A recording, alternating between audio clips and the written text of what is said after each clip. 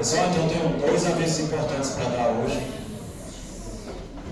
O primeiro e mais importante, que eu acho que é a última aula que eu vou dar para vocês esse semestre. Eu estou muito triste. Eu digo muito para os meus residentes internos que ensinaram o caminho de duas vias. E quanto mais a plateia demonstra interesse, mais a gente se interessa do outro lado. Então, vocês estão de parabéns. Obrigado. Obrigado. O outro aviso que eu vou dar é que me pediram para fazer uma revisão no final. Então, quem quiser ficar até o final, eu já pedi para minha mulher buscar os meninos na escola para fazer a revisão com vocês. Está resolvido.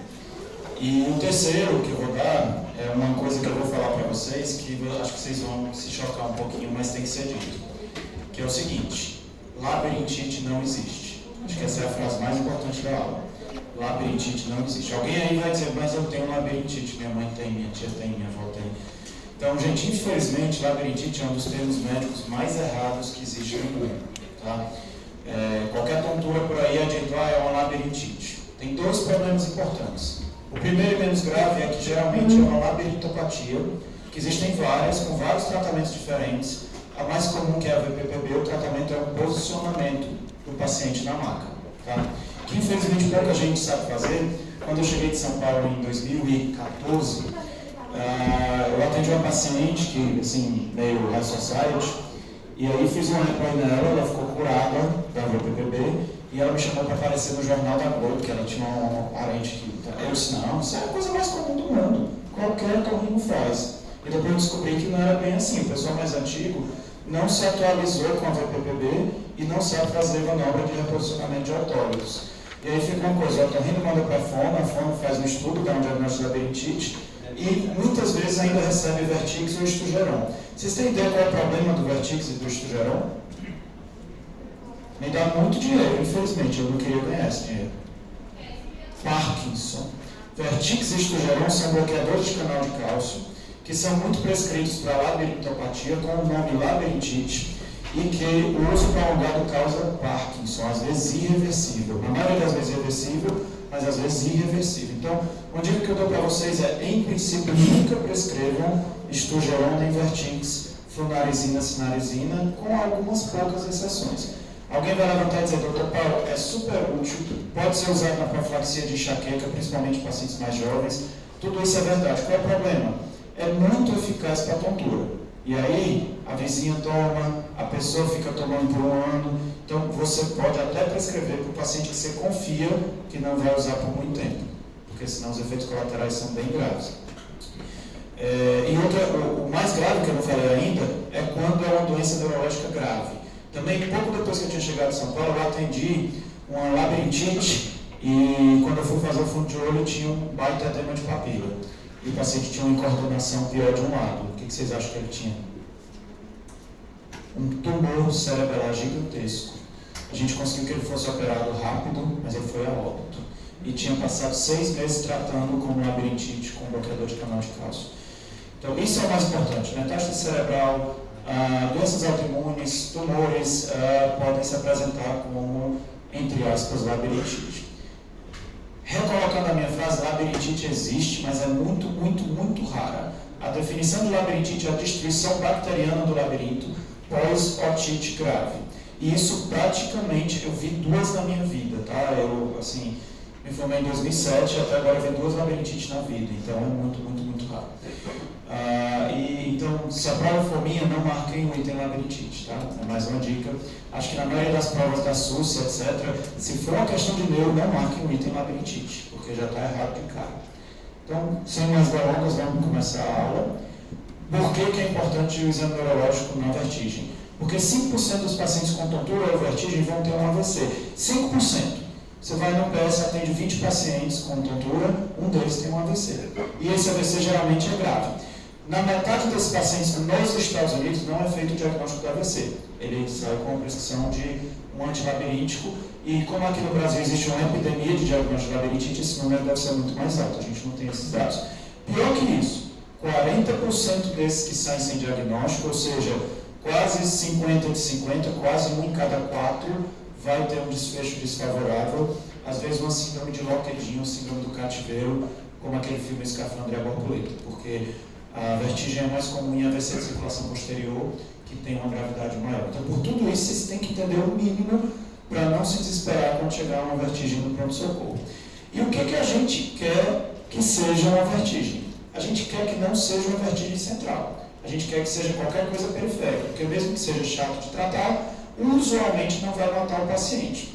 Então, se eu estou no pronto-socorro, o que eu quero que seja uma neuronite vestibular, que responde pela maioria das labirintites diagnosticadas no pronto-socorro. Isso é tipo uma paralisia de Bell do nervo vestibular, é uma inflamação aguda do nervo vestibular e o tratamento é feito com corticoide e reabilitação vestibular, tá certo? Não com a labirinto, quer dizer, Stugeron, vertigens, etc. No consultório, o que eu quero que seja?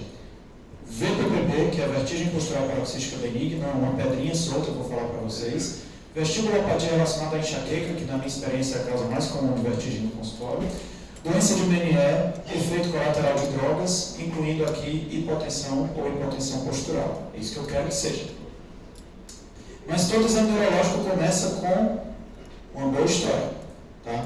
E a história é fundamental. O que eu vou falar diferente para vocês? Vocês devem ter aprendido, e repetidas vezes, como diferenciar tontura de vertigem. Vocês sabem diferenciar tontura de vertigem? Sabe qual é a diferença? Alguém sabe? Esquecer, que bom. Eu ia pedir para vocês esquecerem. Então é assim, vertigem por definição é uma tontura rotatória ou oscilatória. Antes só se usava para rotatória, hoje se admite oscilatória. Quem anotou apaga agora. Por quê? Porque a maioria dos guidelines originais se baseava em primeiro diferenciar tontura de vertigem. Hoje a gente esquece isso, porque a maioria dos pacientes não sabe contar bem se roda ou se não roda. Então tem estudos mostrando isso. Isso não é relevante do ponto de vista diagnóstico, porque a maioria dos pacientes não sabe contar bem se roda ou se não roda. Por isso que a maioria dos artigos atuais saem como tontura, vertigem ou dizziness, ao invés de vertigo em inglês, tá? Você não usa como sinônimo, existe uma definição de vertigem que é importante que você entenda. Você só pode chamar de vertigem se for rotatória ou oscilatória, mas quando você estiver abordando um paciente, não dê muita relevância a esse dado. Todo mundo entendeu? Se pega, o que é vertigem? Você vai colocar. É uma sensação subjetiva ou objetiva de girar ou de oscilar. Isso é vertigem. E tontura é qualquer sensação inespecífica referida como tontura. Qual é o problema? Tontura às vezes é hipotensão postural, tontura às vezes é choque, tontura às vezes é febre, o doente refere como tontura. Mas na prática, isso não diferencia bem se é uma labirintopatia ou não. Antes ele dizia, se for vertigem é labirintopatia, se for tontura é outra coisa. Só que hoje você sabe que não diferencia bem. O que diferencia bem isso daí? Bem mais fácil de colher. E a maioria dos meus residentes não coleta. Quanto tempo dura? Só isso. Isso é o principal fator. Quanto tempo dura ou durou a sua tontura? Tem um tipo de tontura que dura segundos. Geralmente o paciente levanta da cama, deita, dura segundos. Vocês sabem que tipo é essa? VPPB. Hipotensão postural. Gostei. É o grande diferencial. Qual é a maior diferença? Hipotensão postural. O paciente sente quando levanta, mas não sente quando deita. Só isso. Teoricamente, hipotensão postural não seria vertiginosa, mas vocês vão ver que um monte de paciente relata com vertigem. Então, a hipotensão postural, o paciente sente quando levanta, mas não sente quando deita. Se for VPPB, ele tem que sentir tanto ao levantar quanto ao deitar. Se você tem uma vertigem que dura horas, ou tontura que dura horas, o que pode ser? Minutos a horas. Meniere ou foi no alvo, mais comum que Meniere. E quase igual, tirando a hipoacusia, vestibulopatia relacionada à enxaqueca. Certo? Que pode ter zumbido, que pode ter plenitude auricular, mas não pode evoluir com hipoacusia. Bom, vamos lá. Gatilhos são importantes. Basicamente, se essa vertigem só acontece ao mover a cabeça ou não. Se você tiver uma vestibulopatia relacionada à enxaqueca, eu tenho direto, por isso que eu estou com a minha água ali de 1 litro, que eu falei para vocês do CIDS, para evitar a enxaqueca. Se você tiver uma vestibulopatia relacionada à enxaqueca e mexer a cabeça, piora? Piora. Então aqui não é piora, é desencadeada, é diferente. Toda vertigem piora com o movimento da cabeça, mas algumas só aparecem com o movimento da cabeça, como é o caso da VPPB. VPPB não é para aparecer o cara parado sem mexer a cabeça. Ou ele está deitando, levantando ou virando a cabeça. Então lembrar dos gatilhos.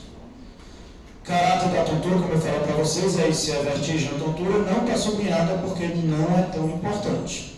Tá? E aí, existe esse artigo aqui, já é um pouco antigo, 2015, mas é bem interessante, que é como abordar a tontura. Abordagem baseada no tempo dos sintomas e exame direcionado. São as duas coisas que a gente vai usar, que daí vem o nome TED, tempo e exame direcionado. Certo? Como é que funciona? Funciona assim. Primeira coisa, a minha vertigem é episódica ou contínua? Tá? Quer dizer, o paciente chegou e está tonto o tempo todo, ou ele disse que teve tontura no passado? Se ele disse que teve tontura no passado, essa vertigem é episódica.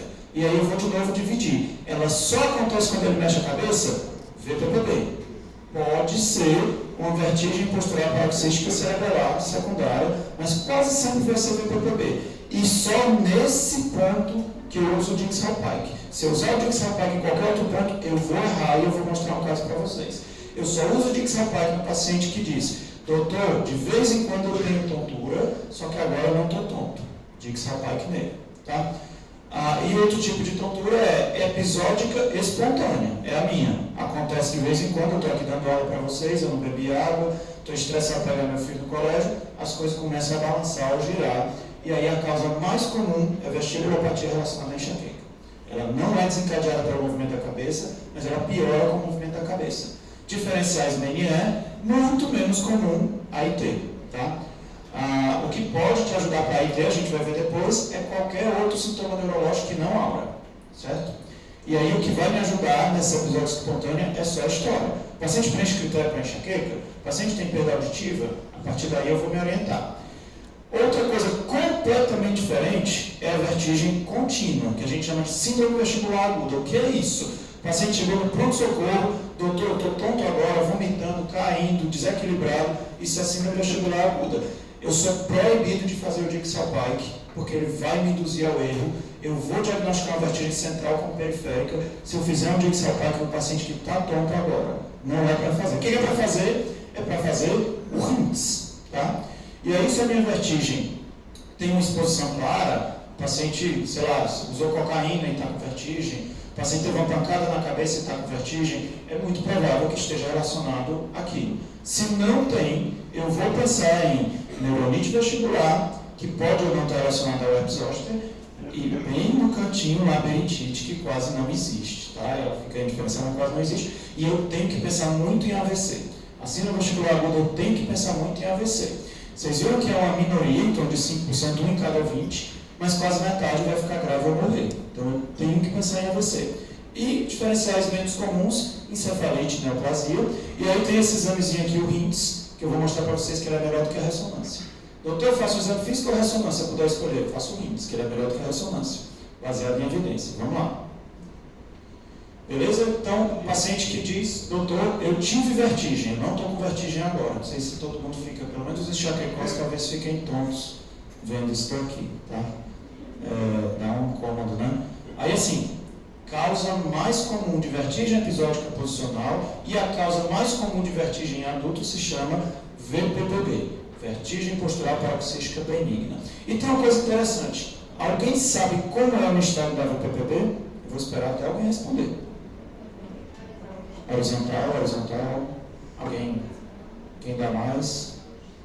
Alguém acha que não é horizontal? Torsional.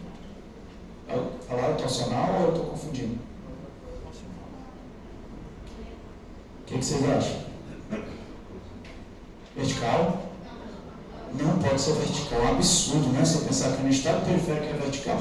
É vertical para cima e torsional no sentido anti-horário ao deitar, vertical para baixo, torsional no sentido horário ao levantar. Por quê? Porque a maioria das vezes o canal envolvido, em torno de 80%, na minha prática é mais de 90%, é o semicircular posterior, que se angula de forma vertical. Então, estado da VPPB quase nunca é horizontal, só se for de canal lateral, isso é muito, muito raro, tá? Quase sempre, eu vou mostrar para vocês verem que eu não estou mentindo. Tem aqueles livros, eu vivo dizendo que os livros de semiologia estão errados, um dia vão me processar. Mas nos livros de semiologia estão assim, estado periférico é horizontal. Isso pode ser verdade se for um estado espontâneo. Todo um estado vertical espontâneo é central, mas esse estado não é só com a manobra. Então isso vocês têm que diferenciar bem, o que é no estado espontâneo e o que é no estado com a manobra do Dix-Hallpike. Na VPPB, o paciente não tem nistagmo espontâneo, não pode ter. Quando você faz o Dixalpike, deita o paciente, ele faz o nistagmo para cima e torsional, que vocês vão ver daqui a pouquinho. E aí, se ele é tudo igual, mas ele já tem nistagmo em repouso, ou algumas outras coisas que eu vou mostrar para vocês, isso é uma vertigem postural paroxística secundária ou cerebelar. Isso não é Dixalpike, tá? E sempre lembrar da possibilidade de hipotensão ortostática, que vocês falaram aqui, é muito interessante, é o diferencial mais comum, na minha opinião, e a grande dica é, não tem nistagmo, óbvio, mas da história, o paciente sempre tem tontura ou vertigem quando levanta e não tem quando deita. Se for VPPB, ele obrigatoriamente tem a mesma intensidade quando levanta que quando deita, tá bom? Mas como é? Vocês já responderam. Ele tem uma latênciazinha, a gente sempre conta até 30 em cada posição do Dixalpike. Ele é vertical para cima e torsional, ele tem que desaparecer em menos de 1 minuto, ele tem que inverter ao sentar e ele é obrigatoriamente fadigável. Vamos ver. Uma imagem vale mais que 1000 palavras. Isso é como se faz o Dixalpike, você vira a cabeça 45 graus para o lado afetado, ele está testando o lado direito aí, vocês vão já ver o listar como é uma coisa incômoda até de ver. Isso é um óculos de Frenzel, ele impede que o paciente fixe e aumenta os olhos. Vamos ver como é o estado? Vejam, vertical para cima, está até para ver ela gritando, né? Vertical para cima e torsional. Digam para o paciente que o mundo vai girar antes de fazer um Dixalpike, porque o mundo vai girar, tá? E esse é o estado. Vocês viram que ele fadigou no final, vou mostrar de novo. O Dr. Paulo está dizendo que no estado vertical é periférico. Se for na manobra, é assim. Tá? E quando eu levanto ela, ele vai bater para baixo. Vamos ver de novo.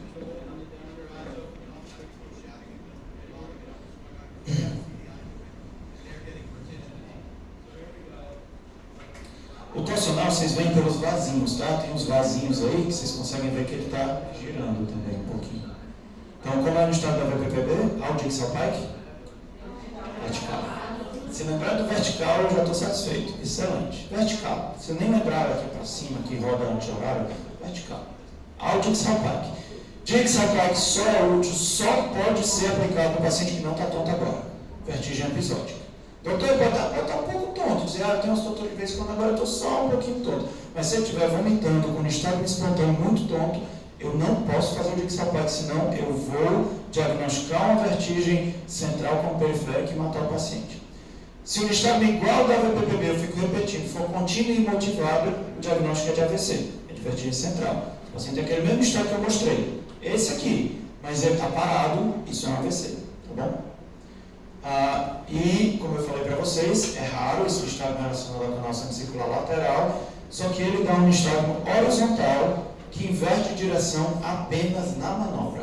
Tá? Você bota para um lado, ele bate para um lado, você bota para o outro, bate para o outro. E aí ou ele bate para a terra ou ele bate para o céu. A gente chama de geotrópico ou ageotrópico. Se vocês anotaram isso, apaguem tudo isso. Só precisa saber que existe. Mas mesmo nessa VPPB lateral, o nistagmo só aparece com a manobra. Ele não aparece espontaneamente. Tá certo? Vamos lá. Segundo passo. Esse é o primeiro. Esse talvez seja o mais comum na prática clínica de vocês. Episódico espontâneo. O paciente chegou.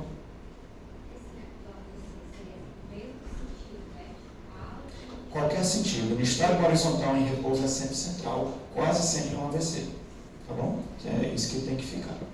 Bom, episódio espontâneo. O paciente diz para você, de vez em quando eu tenho uma tontura, que às vezes balança, às vezes roda, dura horas e tal. Próxima coisa que você vai perguntar, você tem dor de cabeça? E você vai tentar preencher os critérios que eu falei para você de enxaqueca. Se ele tiver uma cefaleia enxaquecosa pelo menos 2 vezes, essa vertigem tiver vindo junto com a enxaqueca pelo menos 2 vezes, isso é vestibulopatia relacionada à enxaqueca.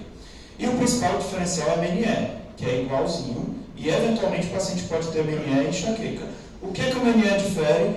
Perda auditiva neurosensorial. Diferença do MNE para vestibulopatia relacionada à enxaqueca, perda auditiva neurosensorial. MNE é uma tétrade: zumbido, plenitude auricular, vertigem e hipoacusia. Todas as outras podem acontecer na enxaqueca, mas a perda auditiva neurosensorial não pode. Se eu tenho dúvida se é um MNE ou enxaqueca, que exame complementar me ajuda?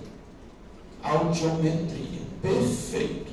MNE ou enxaqueca, fiz uma audiometria, tem uma perda neurosensorial, que não é uma PAI, não é uma perda induzida por ruído em alta frequência, isso deve ser um MNE. Pode até ser os dois, o paciente pode ter enxaqueca e MNE. Tá? Vamos lá. Como eu falei para vocês, critérios para enxaqueca comum ou basilar, algumas crises acompanham a vertigem, dura minutos, horas e não é aura.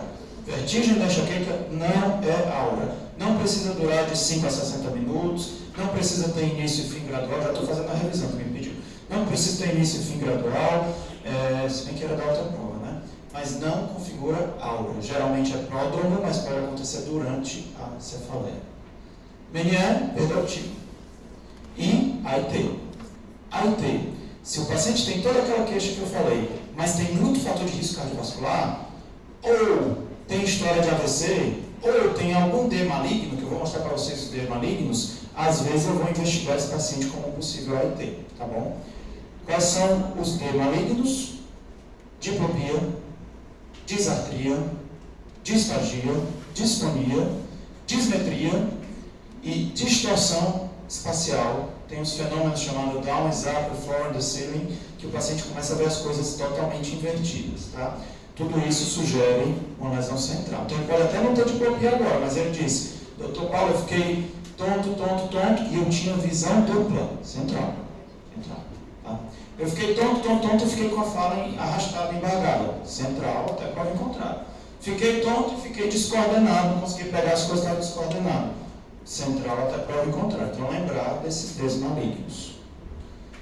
Beleza. A gente acabou o que é muito mais comum, que é a vertigem episódica. É o cara que chegou para vocês e não está com vertigem agora. Agora a gente vai falar do que é menos comum, mas muito mais grave, que vocês precisam saber melhor, que é o paciente que chega para vocês e diz assim, doutor, eu estou com vertigem agora. Pode ter estado, pode estar... Esse microfone é muito bom. Certo? Isso se chama síndrome vestibular aguda e isso admite como principais diagnósticos diferenciais, se for periférico, neuronite vestibular, se for central, AVC. É isso que eu tenho que diferenciar. Como é que eu diferencio? Com o RINTS. Vocês vão ouvir falar de RINTS, vocês têm que saber o RINTS, que é simples. Se eu tenho uma síndrome vestibular aguda, vertigem aguda e contínua, 75% é periférica. Quase tudo é neuronite vestibular. Para ser labirintite, eu tenho que ter uma perda auditiva quase completa e pus no conduto auditivo, tá? Não existe. 25% é central, desses 25% central, 80% é AVC, tá? Então, é muito alto. 10 a 20% de todas as vertigens no pronto-socorro, 10 a 20% estão com vertigem na hora, são síndrome vestibular aguda. Cada 10, 1 ou 2. Só que 90% de todos os AVCs com vertigem são síndrome vestibular aguda. Qual a importância disso? Eu disse para vocês que naquela vertigem episódica até podia ser AIT, mas só corresponde a 10% de todos os casos. 90% dos casos o paciente tem uma vertigem contínua. Tá bom? E, mais importante, 80% desses AVCs que cursam com vertigem não tem sinal neurológico focal. O único achado é a vertigem. Tá? Então, toda vertigem pode ser um AVC. Toda vertigem aguda e persistente pode ser um AVC. Toda vertigem aguda e persistente pode ser um AVC. O que sugere que pode ser um AVC? Múltiplos episódios prodrômicos de vertigem. O cara vinha tendo vertigem episódica, fez uma vertigem contínua. Aumenta muito a chance de ser AVC.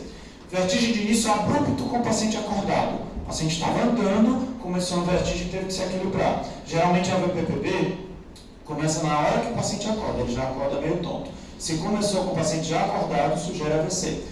Isso aqui é interessante. Vômito ou alteração de marchas desproporcionais.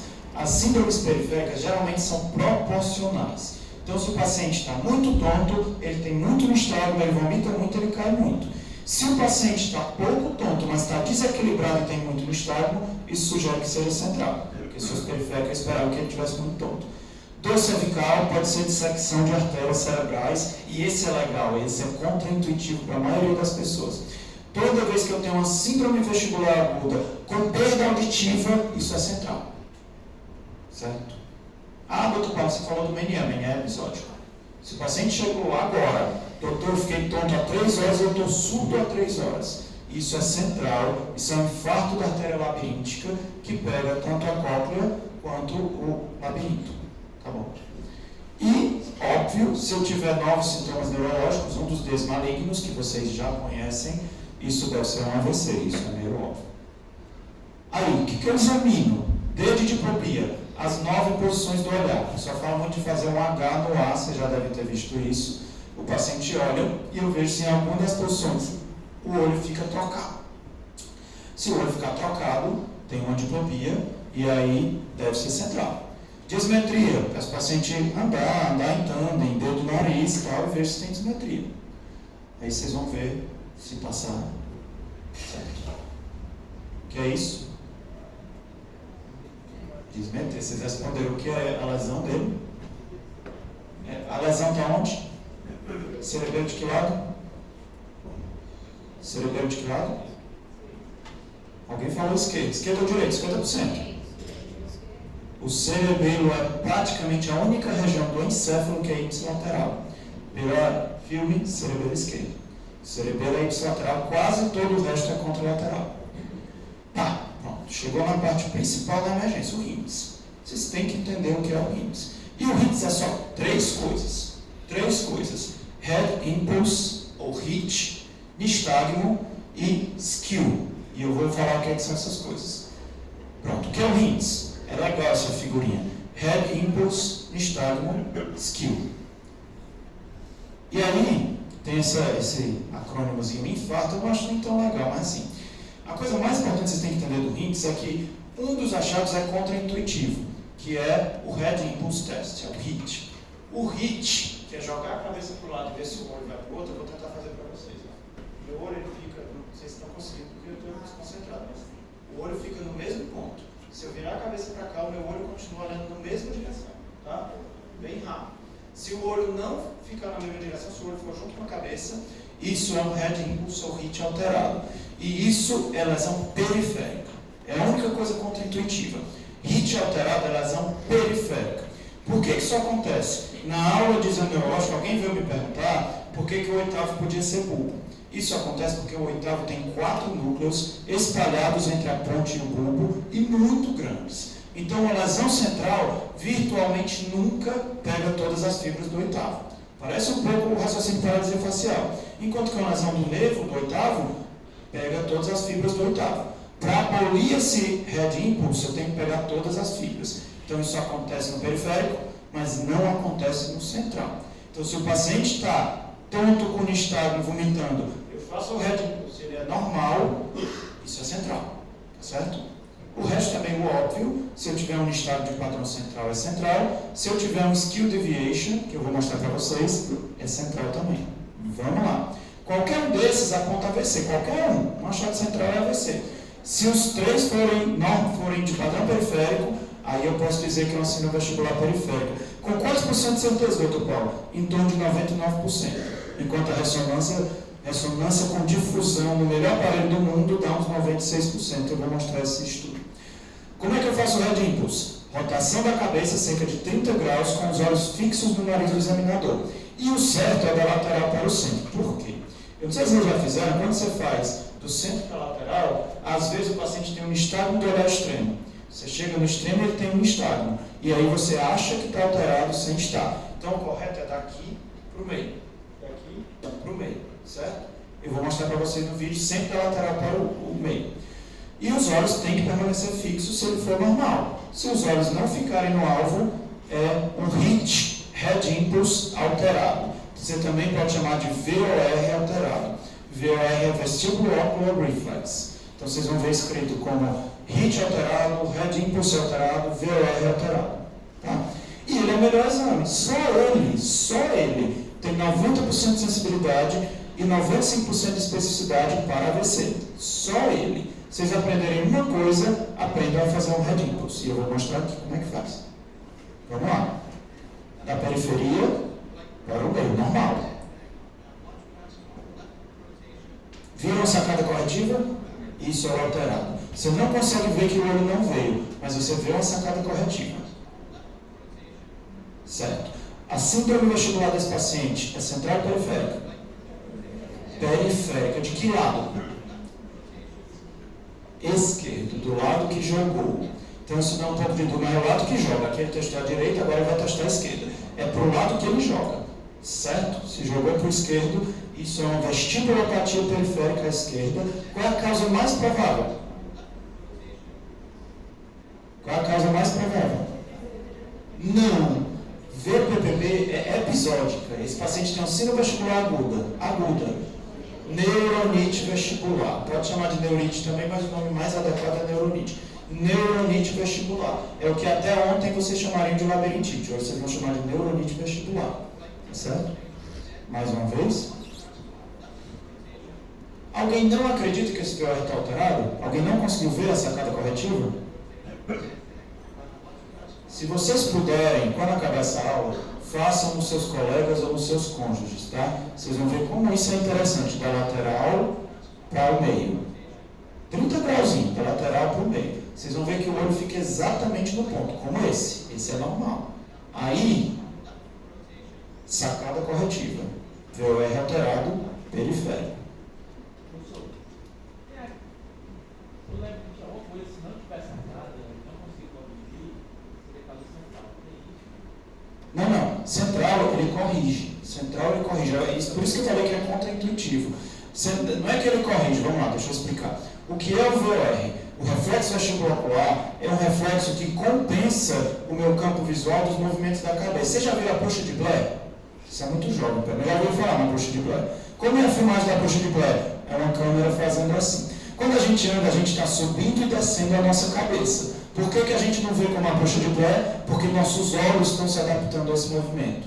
Se a gente virar a cabeça, o nosso campo visual não muda, porque os nossos olhos se adaptam instantaneamente a esse movimento. Isso é o reflexo vestibulocular. Quando a gente perde o reflexo vestibulocular, a gente tem que corrigir pela visão. Isso é sacada corretiva. Isso, beleza. Entendeu? Mas assim, a sacada você vê depois no impulso. Isso. Aí eu lembro que uma coisa, se não tiver sacada, tipo, ele nem conseguir corrigir, seria uma causa central. Desconheço. Nunca vi um paciente que não conseguiu corrigir. Se ele for cego, ele não consegue corrigir. Certo? Mas se ele estiver enxergando e ele estiver olhando para o teu nariz, se ele consegue olhar para o teu nariz, ele tem fixação visual. Se ele tem fixação visual, ele vai corrigir, porque tu mandou ele olhar para o teu nariz. Deu para entender? Assim. Vou voltar. Nesse paciente aqui, se ele estivesse caindo, tonto, com nistagmo, e os dois lados fossem assim, era central. Todo mundo entendeu? Certo? Se os dois lados fossem normais, era central. E isso com 90% de sensibilidade e 95% de especificidade. Isso. Porque no central não deve ter VOR alterado, não deve ter head impulse alterado. Ele tem que ser normal dos dois lados. Se eu peguei um lado alterado, opa, é esse lado que está causando o problema, então é periférico. Certo? Isso é a parte que eu fico batendo, porque é a parte que é contra-intuitiva. O que sugere ser central é head impulse alterado bilateral, e esse é o melhor achado de todos que a gente tem. Alguém ainda tem dúvida disso aqui? Podem falar, gente. Isso aqui é complicado e acho que é uma coisa nova para a maioria de vocês. Vamos em frente, depois a gente volta. Oi. Vou explicar. É o lado que ele joga a cabeça do cara. Vamos lá.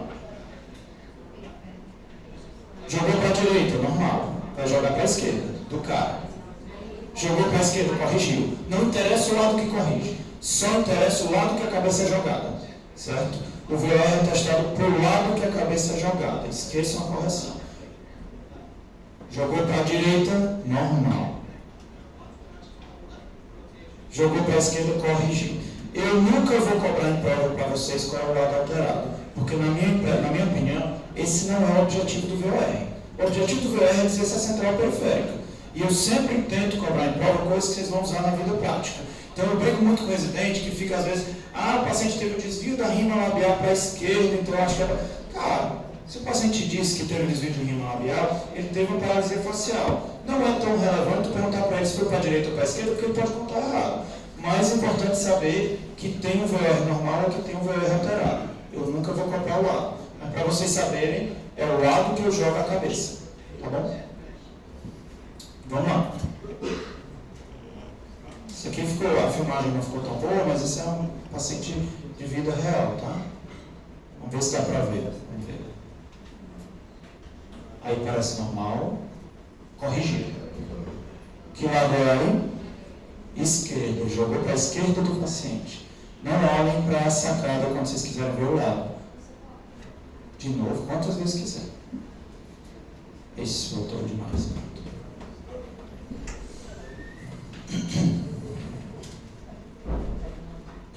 Normal. Normal, ficou ruim de ver que é normal, mas vai ficar bom de ver que é alterado. Bem alterado. De novo.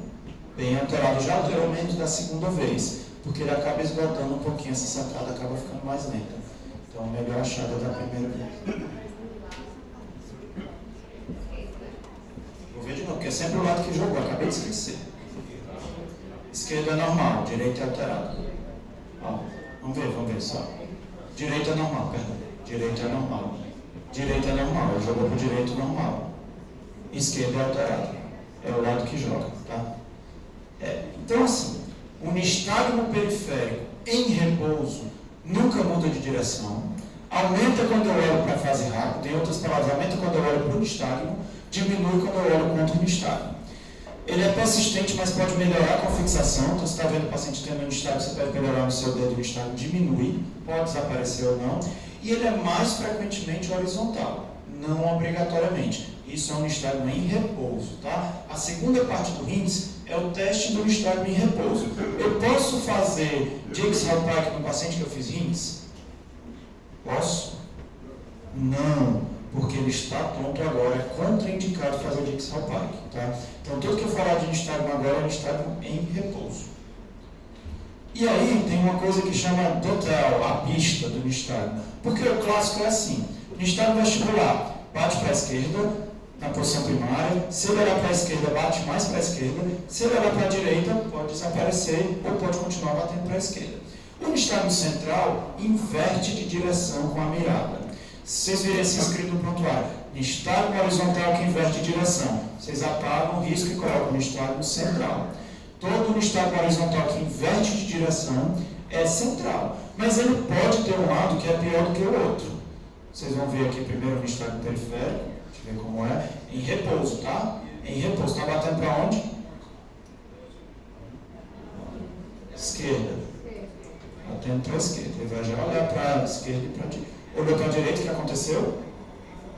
Quase desapareceu, talvez ainda bata. E agora aumentou bem. Esse é o nistagmo periférico. Olha para o lado do nistagmo, ele aumenta, olha para o lado contrário, ele diminui ou desaparece. Nistagmo que muda de direção é sempre central, em repouso. Nistagmo vertical espontâneo é sempre central, em repouso. Lembrar da pista, que é isso aqui, a pista. Às vezes eu tenho um nistagmo central que bate para o lado, em repouso. Se eu olhar para ele, sempre vai piorar.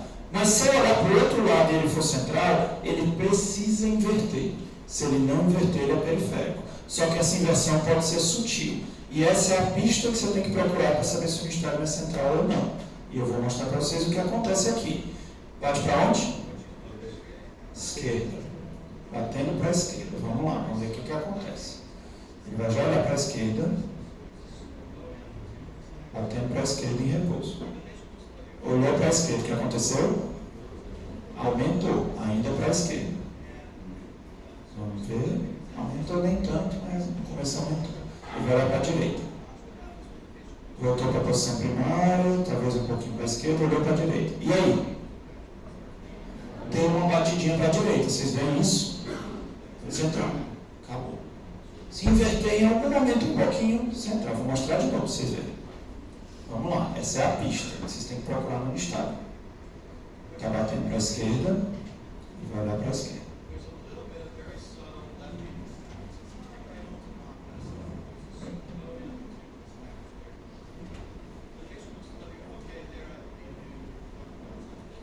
Tem que ter muita paciência de ficar olhando para o olho do paciente, olhando para os vasinhos, olhando para o olho.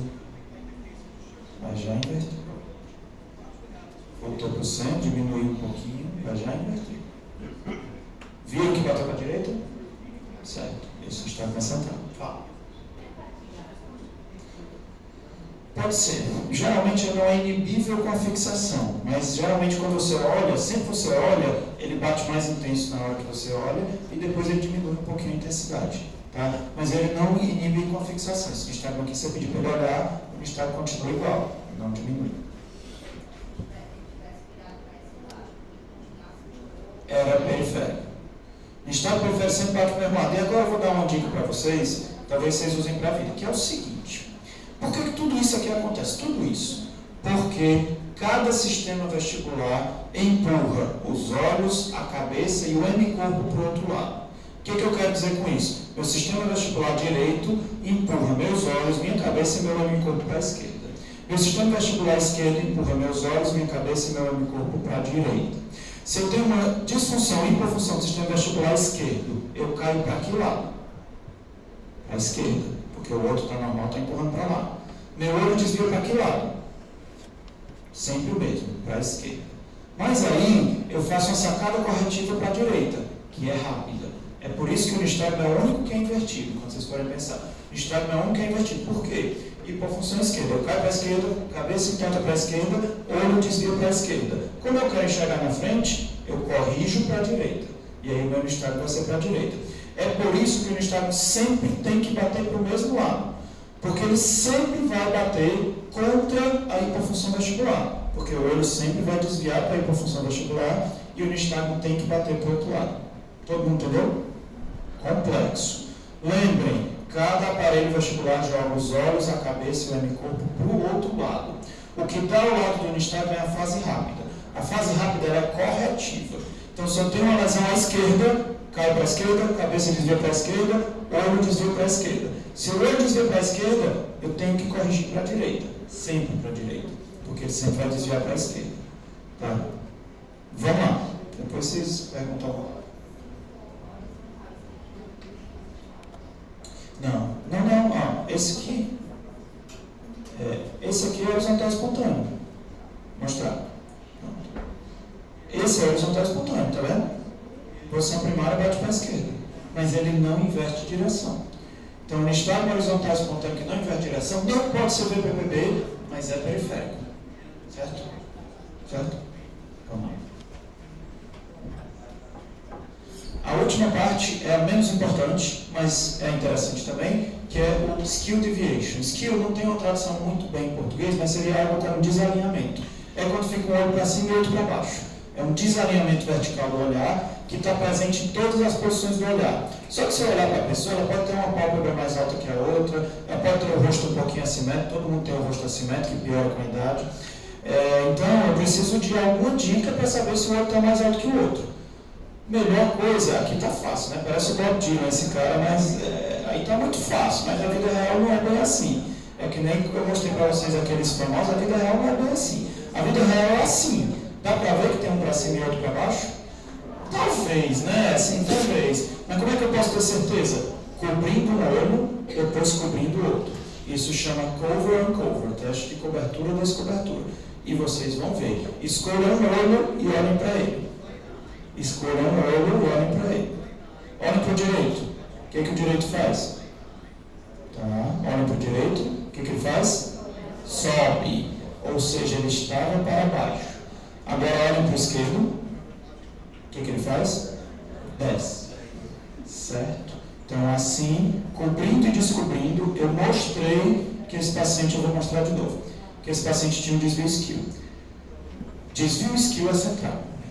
Porque significa que o tônus do núcleo vestibular está alterado um lado em relação ao outro. Então, esse desvio aí é sempre central. Aí eu vou fazer uma pergunta difícil para vocês. O paciente tem um VR alterado à esquerda, mas tem um desvio isquio. É central ou periférico? Central, porque basta um para ser central. Provavelmente esse paciente já é mais complexo, mas vocês acertaram a questão, deve ter doença central e periférica. Por exemplo, ele ocluiu a labiríntica, que vem da artéria cerebral inferior, então ele pegou tanto a córnea quanto o cérebro. Mas se tiver um central, é central. Se o paciente tem um VR alterado, mas tem um nistagmo vertical para cima na posição primária, central ou periférico? Central, diga. Excelente pergunta. Se for central, como eu falei para vocês, a vertigem é dissociada. Então, às vezes o paciente chega para ti não reclamando de nada com o nistagmo vertical, que é o último caso que eu vou mostrar para vocês. Boa pergunta. No periférico, geralmente, não vai. O periférico, ele é proporcional. Se o paciente não tiver tonto, não é para ter muito nistagmo. Tá bom? E esse negócio de rins presta, eu tinha perguntado, passei um tempo falando de rins, mostrando um monte de coisa, mandando vocês fazerem teste na esposa, no esposo, sei lá. Olha só o Red Impulse tem 85% de sensibilidade e 95% de especificidade para AVC, certo? O RINS, um Um deles tem 98% de sensibilidade. Uma tomografia tem 16% de sensibilidade. Quer melhorar rins, uma tomografia 10 vezes melhor. Uma ressonância com difusão tem 80% de sensibilidade. Uma ressonância com difusão deixa passar 1 em cada 10 AVCs. O RINTS bem aplicado deixa passar 2 em cada 100. É uma ordem de magnitude a mais de acurácia, tá certo? Então, o RINTS é muito melhor do que a melhor ressonância que a gente tem disponível. Se você tem um RINTS claramente periférico e o doente não tem assim, um monte de fator de risco, teoricamente você não precisa pedir exame de imagem. O paciente tiver síndrome vestibular aguda com RINTS com os 3 achados periféricos, você pode tratar o paciente com reabilitação vestibular, corticoide se não tiver contraindicação, e sai com diagnóstico de neuronite vestibular, provavelmente.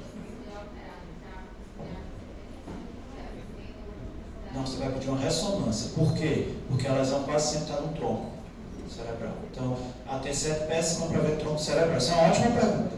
Se você viu qualquer sinal de lesão central, você tem que pedir uma ressonância. Uma coisa bem interessante. O paciente chega, uma síndrome vestibular aguda, ele tem um RINTS todo periférico, mas ele diz que ele teve diplopia no início do quadro. O que eu faço? Ressonância. Certo?